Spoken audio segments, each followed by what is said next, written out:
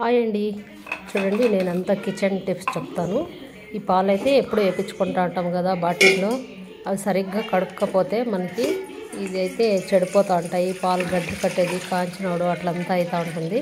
మన ఊరికి అయితే తీసుకొనేసి పాలు పోసేసుకొని అదంతా సోపు లేదంటే లిక్విడ్ అట్లా వేసి కడిగి పెట్టేస్తూ ఉంటాం కదా, అయినా కూడా అవి చెడిపోతూ ఉంటాయి.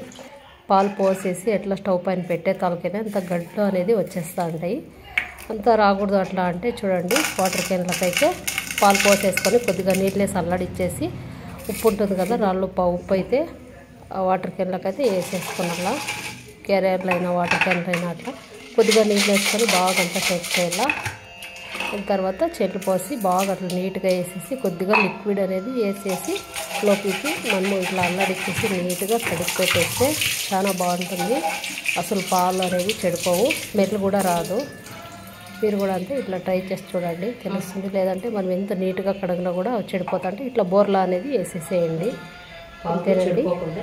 సెకండ్ టిప్, ఇప్పుడైతే ఇంట్లోనే నేను వామాటర్ అనేది రెడీ చేస్తాను. బయట వామాటర్ తీసుకొస్తా ఉంటాం కదా, ఆ వామాటర్ అయితే బయట చేసిండేటివి దాంట్లోకి కెమికల్ అంతా వేసింటారు.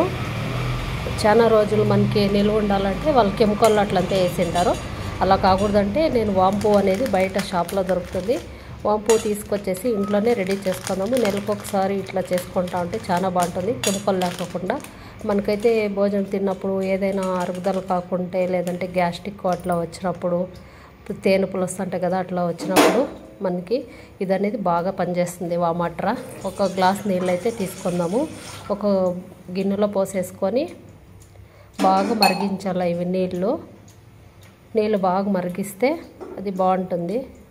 దానిపైన మనం ఎప్పుడైతే ఇది బాగా హీట్ వస్తుంది కదా, మూత పెట్టే కాంచుకొనాల.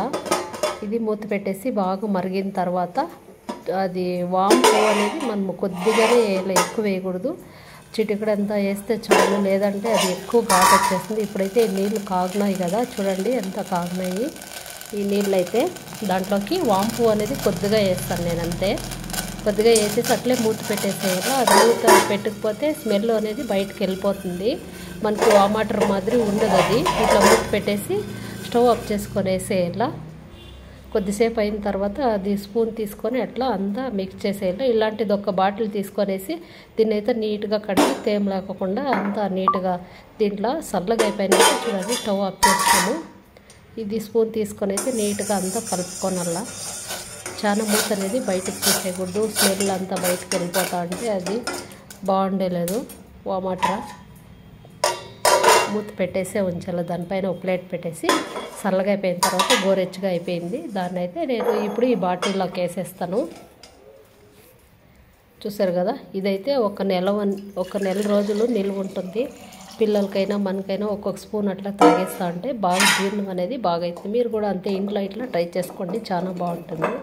బయట తెచ్చుకునేది బాగుండేది, మనం ఇంట్లోనే న్యాచురల్గా తయారు చేసుకుంటే చాలా బాగుంటుంది. చూసారు కదా, వామాటర్ తయారు చేసి ఎంత ఈజీ, అంతేనండి. థర్డ్ టిప్ చూడండి, ఇది మాది హ్యాండ్ వాష్. ఇది హ్యాండ్ వాష్ సింకు. అంత ఉప్పు నీళ్ళకైతే ఇదంతా ఎంత గలీజ్ అయిపోయింది చూసారు కదా, ఎంత క్లీన్ చేసినా కూడా అసలు పోతూ ఉండేది ఇదంతా. దీనికైతే ఒక టిప్ అయితే చెప్తాను నేను. అందరింట్లో అయితే ఈ స్టీల్ కొలాయిలు అంతా ఉంటాయి కదా, హ్యాండ్ వాషు లేదంటే సింక్లో స్టీల్ కొలాయిలు అట్లంతా. దానికోసము ఒక టిప్ చెప్తాను చూడండి. పేస్ట్ తీసుకుందాం మనము, కోల్గేట్ సాల్ట్ పేస్టు. కొద్దిగా దాంట్లో ఒక ప్లేట్ తీసుకొని ప్లేట్లోకి అయితే వేసేసుకుందాము. ఇప్పుడు కొద్దిగా పసుపు వేసేసుకొని దాంట్లోకి కొద్దిగా నీళ్ళు వేసుకుందాము. అదంతా మిక్స్ చేసుకొనేకి ఒక స్పూన్ తీసుకొనేసి బాగా అంతా మిక్స్ చేసేస్తాము. నీళ్ళు, పేస్టు, పసుపు అంతా వేసేసి బాగా మిక్స్ అయితే చేసుకున్నాను కదా. ఇప్పుడైతే మనము ఆ షింక్ అయితే క్లీన్ చేస్తాము. ఆ కుళాయి షింకు అంతానా చూడండి అంత గలీజ్గా అయిపోయింది, ఎంత నీట్గా అయిపోతుందంటే ఇప్పుడు చూడండి ఇదంతా ఇట్లా బాగా నీట్గా అద్దుకొనేసి బ్రష్ తీసుకొని వేస్ట్ బ్రష్ పక్కన వేసింటాం కదా, మనం తిక్కేసి అయిపోయింది చాలా రోజులు తిక్కకూడదని అట్లా ఒకటి బ్రష్ తీసుకొనేసి అదంతా అద్దుకొని ఇట్లా ఇప్పుడు కొలాయికి అయితే అంతా నీట్గా ఇట్లా రుద్దేస్తాం. బాగా మనం పొల తోముతాము కదా, అట్లంతా తోమేస్తాము. చాలా బాగా అవుతుందండి. ఈ టిఫిన్ ఫాలో అవ్వండి, తెలుస్తుంది మీకేను. చూడండి ఇది కూడా అంతే. హ్యాండ్ వాష్ బేషన్ ఇది అంతా ఇలా గలీజ్గా అయిపోయింది కదా, ఉప్పు అయిపోయింది అంతా అనేది. దీంతో అయితే పేస్ట్ పసుపు ఇది అనేది వేసి బాగా ఇట్లా తోమేస్తే నీట్గా అయిపోతుంది. ట్రై చేసి చూడండి, మీకే తెలుస్తుంది. చూసారు కదా, ఇట్లంతా తోమేసేయాల. ఇట్లా చేసేసుకుంటే చాలా బాగా ఈజీ అయిపోతుంది పని అనేది. బాగా మెరిసిపోతూ ఉంటుంది కొత్త దానిలాగా. కొలాయి చూడండి ఎంత బాగా కొత్త కొలాయిలాగా కూడా బాగా మెరుస్తూ ఉంటుంది. సింకు కూడా అంతే. హ్యాండ్ వాష్ బేషన్ బాగా నీట్గా మెరిసిపోతుంది. అంత గలీజ్ అయిపోయినది కూడా బాగా అయిపోతుంది.